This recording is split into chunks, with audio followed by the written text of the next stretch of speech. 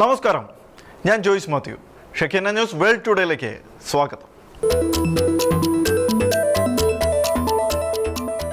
ആയിരക്കണക്കിന് സിറിയൻ അഭയാർത്ഥികൾ ജർമ്മനിയിൽ Christmas market തടസ്സപ്പെടുത്തിയതിനെ തുടർന്ന് സുരക്ഷ ശക്തമാക്കി പോലീസ്. സിറിയയുടെ മുൻ പ്രസിഡന്റ് ബഷർ അൽ അസദിന്റെയും പഴയ സിറിയൻ സർക്കാരിന്റെയും പതനത്തിന്റെ 1ാം വാർഷികം ആഘോഷിക്കാൻ എന്ന പേരിൽ ജർമ്മനിയിൽ ഉടനീളം റാലികൾ സംഘടിപ്പിക്കുകയും ചെയ്തത് രാജ്യത്തിന്റെ കുടിയേറ്റ നയത്തെക്കുറിച്ച് പുതിയ വിവാദങ്ങൾക്ക് തിരികൊളുത്തിയിരിക്കുകയാണ്. സംഘർഷത്തിൽ ഒരാൾക്ക് കുത്തേൽക്കുന്ന സംഭവം ഉണ്ടായി. ബെർലിൻ, എസ്സൻ, ലിപ്സിംഗ് തുടങ്ങിയ പ്രധാന നഗരങ്ങളിലടക്കം രാജ്യവ്യാപകമായി നടന്ന റാലികളിൽ 10,000-കണക്കിന് സിറിയൻ അഭയാർത്ഥികൾ പങ്കെടുക്കുകയും സമരക്കാർ ജർമ്മൻ സംസ്കാരത്തിൽ അലിഞ്ഞു ചേർന്ന ക്രിസ്തുമസ് മാർക്കറ്റുകൾ തടസ്സപ്പെടുത്തിയതും വ്യാപകമായി വിമർശനത്തിന് വഴിതെളിക്കുകയായിരുന്നു. സിറിയയുടെ മുൻ പ്രസിഡന്റ് ബഷർ അൽ അസാദിന്റെയും പഴയ സിറിയൻ സർക്കാരിന്റെയും പതനത്തിന്റെ 1ാം വാർഷികം ആഘോഷിക്കാൻ എന്ന പേരിലാണ് വിവിധ സംഘടനകളുടെ നേതൃത്വത്തിൽ ജർമ്മനിയിലുടനീളം റാലികൾ സംഘടിപ്പിച്ചത്.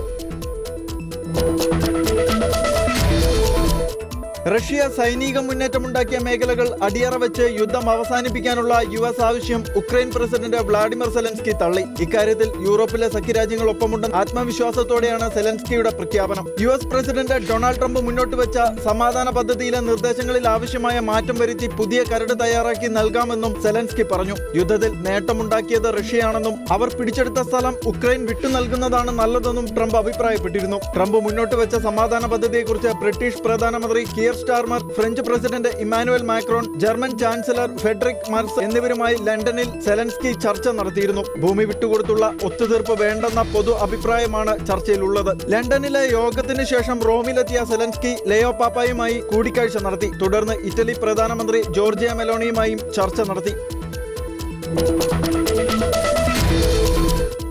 വെനസ്വേലയിൽ ഭരണമാറ്റത്തിന് ഡൊണാൾഡ് ട്രംപ് ഭരണകൂടം നീക്കങ്ങൾ ഊർജിതമാക്കിയെന്ന് റിപ്പോർട്ടുകൾ. പ്രസിഡന്റ് നിക്കോളാസ് മഡൂറോയെ അധികാരത്തിൽ നിന്നും പുറത്താക്കാനുള്ള പദ്ധതികൾ ട്രംപ് ഭരണകൂടം തയ്യാറാക്കുകയാണെന്നാണ് റിപ്പോർട്ടുകൾ. നിക്കോളാസ് മഡൂറോയ്ക്കെതിരെ പ്രസിഡന്റ് ഡൊണാൾഡ് ട്രംപ് ആവർത്തിച്ച് ഭീഷണി മുഴക്കുകയും സമ്മർദ്ദം ചെലുത്തുകയും ചെയ്യുന്നതിന് പിന്നാലെയാണ് വെനസ്വേലയിലെ ഭാവി പദ്ധതികൾ തയ്യാറാക്കുകയെന്ന് സൂചനകൾ പുറത്തുവരുന്നു. പദ്ധതി അതീവ രഹസ്യമായി വൈറ്റ് ഹൌസിലാണ് തയ്യാറാക്കുന്നതെന്നാണ് സൂചന. നിക്കോളാസ് മഡൂറോ രാജ്യം വിടുകയോ സൈനിക നടപടിയെ തുടർന്ന് സ്ഥാനമൊഴി നിർബന്ധിതനാവുകയോ ചെയ്താൽ ഉണ്ടാകുന്ന അധികാര ശൂന്യത നികത്താനും രാജ്യത്ത് സ്ഥിരത കൊണ്ടുവരാനും US-ന് എങ്ങനെയെല്ലാം ഇടപെടാമെന്നതിനെ കുറിച്ചുള്ള വിവിധ പദ്ധതികൾ ഇതിൽ ഉൾപ്പെടുന്നുവെന്നാണ് വിവരം. മഡൂറോയെ പുറത്താക്കാൻ എത്രത്തോളം പോകുമെന്ന് പറയാൻ താൻ ആഗ്രഹിക്കുന്നില്ല എന്ന് ട്രംപ് നേരത്തെ വ്യക്തമാക്കിയിരുന്നു. എന്നാൽ അദ്ദേഹത്തിന്റെ നാളുകൾ എണ്ണപ്പെട്ടു കഴിഞ്ഞുവെന്നും ട്രംപ് കൂട്ടിച്ചേർത്തു. കരീബിയൻ മേഖലയിലെ ബോട്ടുകൾക്കെതിരായ നടപടിയുടെ ലക്ഷ്യം US-ലേക്കുള്ള മയക്കുമരുന്ന് പ്രവാഹം കുറയ്ക്കുകയാണെന്നാണ് അമേരിക്ക പറയുന്നത്. എന്നാൽ മഡൂറോയെ പുറത്താക്കുന്ന കാര്യം ട്രംപ് പരിഗണിക്കുന്നതിന്റെ വ്യക്തമായ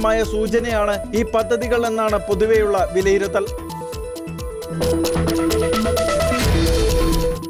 പാകിസ്ഥാൻ മുൻ പ്രധാനമന്ത്രി ഇമ്രാൻഖാനെ ജയിലിനുള്ളിൽ പീഡിപ്പിക്കുകയാണെന്ന് ആരോപണം. സഹോദരി അലീമയാണ് നിയമവിരുദ്ധമായാണ് അദ്ദേഹത്തെ പാർപ്പിച്ചിരിക്കുന്നതെന്ന ആരോപണം ഉന്നയിച്ചിരിക്കുന്നത്. ഇമ്രാൻഖാൻ ജയിലിൽ ക്രൂരമായ പീഡനം നേരിടുന്നുണ്ടെന്ന് ആരോപിച്ച് കുടുംബാംഗങ്ങളും അനുയായികളും ജയിലിന് പുറത്ത് നേരത്തെ തടിച്ചുകൂടിയിരുന്നു. കഴിഞ്ഞ 8 മാസമായി ഞങ്ങൾ ഇവിടെ വരുന്നു.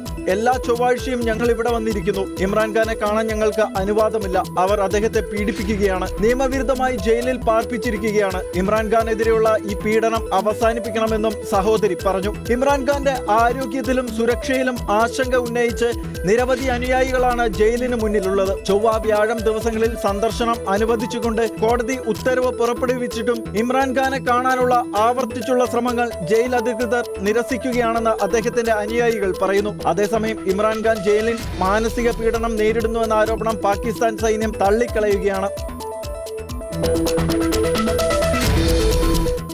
അയൽരാജ്യമായ ബെലാറുസ് കാലാവസ്ഥാ പഠനത്തിനായി പറത്തുന്ന ബലൂണുകൾ കൊണ്ട് സഹികെട്ട ലിത്വാനിയ രാജ്യത്ത് അടിയന്തരാവസ്ഥ പ്രഖ്യാപിച്ചു. റഷ്യയുടെ സഖ്യരാഷ്ട്രമായ ബെലാറുസിന്റേത് രാജ്യ സുരക്ഷയെ ബാധിക്കുന്ന നടപടിയാണെന്നാണ് ഉക്രൈൻ അനുഭവമുള്ള ലിത്വാനിയയുടെ നിലപാട്. ബലൂണുകൾ വ്യോമഗതാഗതത്തെ ബാധിച്ചതിനെ തുടർന്ന് വിൽനിയസ് രാജ്യാന്തര വ്യോമതാവളം അടച്ചിട്ടു. ബെലാറസിന്റേത് ആധുനിക സാങ്കേതിക വിദ്യ ഉപയോഗിച്ചുള്ള വ്യോമാക്രമണമാണെന്ന് വിലയിരുത്തിയാണ് മന്ത്രിസഭാ യോഗത്തിനു ശേഷം പ്രധാനമന്ത്രി ഇംകാർ റുജീനിയ രാജ്യത്ത് അടിയന്തരാവസ്ഥ പ്രഖ്യാപിച്ചത്. അതിർത്തിയിൽ സൈനിക പരിശോധനയും ശക്തമാക്കി. സിഗരറ്റ് കടത്താൻ വേണ്ടി കള്ളക്കടത്തുകാർ അതിർത്തിക്ക് അപ്പുറത്തു നിന്നും ലിത്വാനിയയിലേക്ക് ബലൂണുകൾ പറത്തിവിടുന്നതും പതിവായിരുന്നു. അടുത്തിടെ ഇതിന്റെ എണ്ണം വർദ്ധിച്ചതാണ് സംശയമുയർത്തിയത്. കഴിഞ്ഞ ഒക്ടോബറിൽ ഇതിന്റെ പേരിൽ അതിർത്തി അടച്ചിട്ടിരുന്നു. സൈബർ ആക്രമണങ്ങളുടെ പേരിൽ ബെലാറസിനെതിരെ പോളണ്ട് ഉൾപ്പെടെയുള്ള മറ്റ് യൂറോപ്യൻ രാജ്യങ്ങൾ രംഗത്ത് വന്നിരുന്നു.